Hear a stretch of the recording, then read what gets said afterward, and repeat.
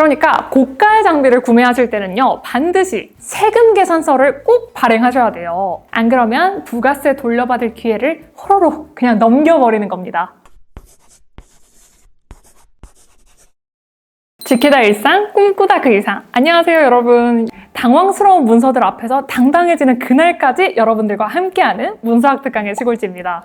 요즘 프리랜서, 1인 사업자, 콘텐츠 크리에이터 분들 정말 많아졌죠. 우리 프리랜서나 개인 사업자들은 대부분 일을 시작하기 전에 이건 얼마짜리 프로젝트입니다. 금액을 사전 협의하고 시작을 하잖아요. 그런데 그 금액에 부가세 별도가 붙는 경우가 있어요. 예를 들어서 100만 원짜리 일이다 하고 일을 했는데 통장에 110만 원이 들어옵니다. 그러면 초반에 괜히 뿌듯해요. 와, 보너스 받은 느낌. 근데 그 느낌 7월이 되면요, 와장창 깨집니다. 바로 이것 때문에요. 오늘의 주제, 이 부가가치세 신고인데요. 부가가치세, 우리가 일상에서 자주 접하기도 해요. VAT, 이거 들어보셨죠? 바로 이겁니다. 이게 바로 부가가치세예요. 아니, 그러니까 이 VAT가 뭐냐고요? 이렇게 궁금하신 분들 많을 텐데, 자, 지금부터 집중! 우리가 제품이나 서비스를 제공하고 받는 돈 중에 일부에 붙어있는 세금이 이 부가가치세예요.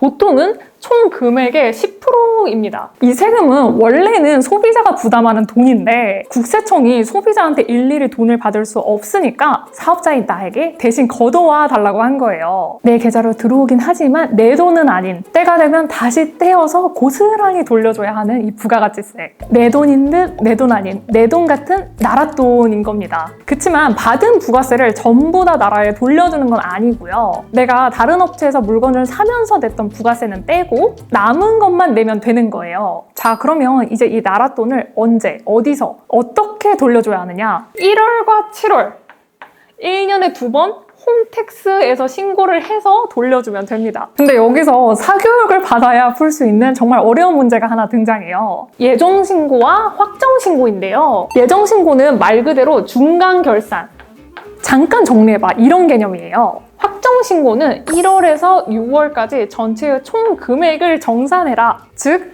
최종 결산인 거죠. 그래서 혹시 4월에 부가가치세 관련 어쩌고 저쩌고 해서 문자 받으신 분들 있잖아요. 4월에 신고를 못했다 해서 큰일 나는 건 아니고요. 7월 확정신고 때 누락 안 되기만 하면 되는 겁니다. 네, 그러면 부가세 신고 방법은요. 먼저 홈택스에 들어가셔서 세금 신고, 그리고 부가가치세 신고 메뉴로 들어가시면 돼요. 여기서 정기 신고 버튼 눌러야겠죠. 7월 중에 신고하시면 신고 기간은 자동으로 설정돼 있으니까 사업자 등록번호 확인하고 자동으로 뜨는 정보들은 그냥 쭉쭉 확인하고 넘어가시면 됩니다. 여러분, 잘 따라오고 계시죠? 여기서 집중! 중요한 부분 나왔을 거예요. 보이시나요?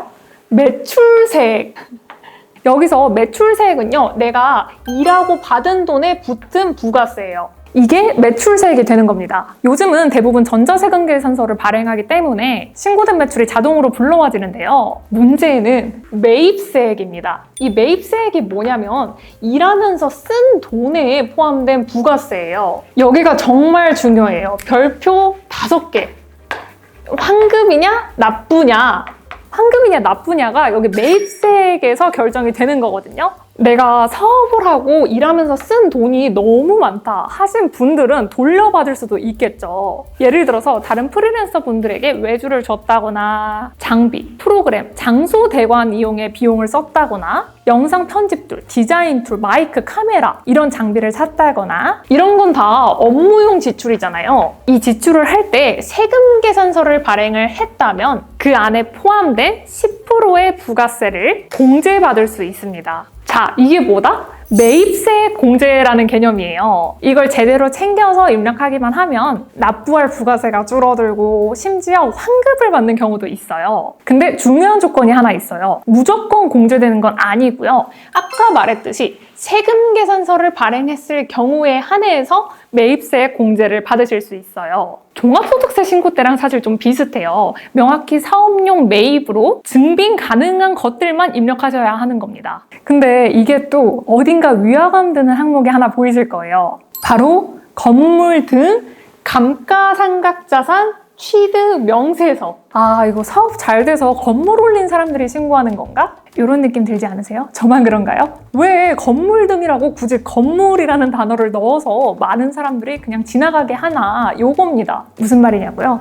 이 감가상각자산 취득 명세서는요, 카메라, 컴퓨터, 책상 이것처럼 몇 년에 걸쳐서 쓰는 비싼 장비들이 모두 포함이 되는 거예요. 건물만 포함되는 게 아니라는 겁니다. 왜냐면 이런 것들은 사실 한 번 쓰고 버리는 게 아니잖아요. 몇 년에 걸쳐서 쓰는 비싼 장비니까 이 감가상각 자산에 포함되는 겁니다. 그러니까 고가의 장비를 구매하실 때는요, 반드시 세금 계산서를 꼭 발행하셔야 돼요. 안 그러면 부가세 돌려받을 기회를 호로록 그냥 넘겨버리는 겁니다. 단 보통은 30만 원 이상이면서 1년 이상 사용되는 장비에 한해서 받을 수 있어요. 너무 저렴하거나 소모품 물품은 제외. 아시겠죠?